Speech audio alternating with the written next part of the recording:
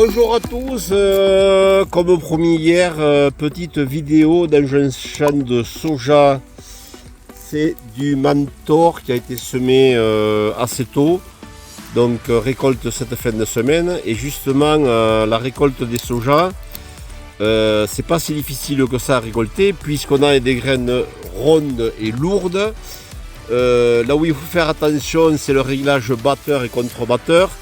Alors pour les conventionnels, les nouvelles batteuses ont des batteurs qui sont plus gros, avec 2 battes de plus, donc on peut descendre jusqu'à 400 tours minute, même voire moins.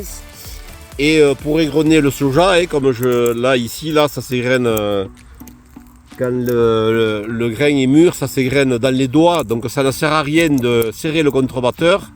Au contraire, il faut l'écarter à 3, 4, voire un peu plus. Surtout avec ces grandes chaleurs, 35 degrés aujourd'hui, ça s'égrène tout seul. Voilà, derrière, les vents pratiquement à fond, sauf sur les nouvelles machines où les ventilateurs sont remplacés par des turbines. Bon, là, ça souffle vraiment, il faut faire attention. La grille de dessous à auto, mais on ne s'en sert pas, puisqu'on a déjà l'égrenage de fait. Et ensuite, c'est la grille de dessus qui va tout faire. Les machines à rotor, c'est un peu plus spécial puisqu'on a 1 ou 2 rotors, on égrène sur une surface beaucoup plus grande.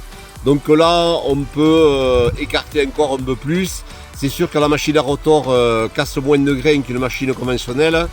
Mais pendant la campagne, je monterai avec des machines et j'en connais 2 ou 3 qui sont à 0,1-0,2% de grains cassés. Que ce soit des machines conventionnelles ou à rotor, simple ou double rotor, je pense notamment à l'axial et à la CR. Mais je connais des entrepreneurs aussi qui travaillent très bien avec des machines conventionnelles. Et je monterai avec eux et je ferai une petite vidéo justement pour voir les réglages qu'ils ont. Mais à mon avis, c'est un batteur qui tourne lentement, le contre-batteur assez écarté. Et derrière la grille au ton qui ne sert pratiquement pas, puisque l'égrenage se fait au batteur principalement. Une chose, la qualité du grain est importante et les mélanges de variétés et d'autres espèces aussi. Quand vous venez de faire du tournesol ou du maïs ou autre, faites 50 mètres avec la batteuse dans le champ et videz par terre ou dans une autre remorque. Mais surtout ne le livrez pas avec le reste, puisque nous ça va nous créer des problèmes avec des mélanges de maïs ou de tournesol ou de sorgho.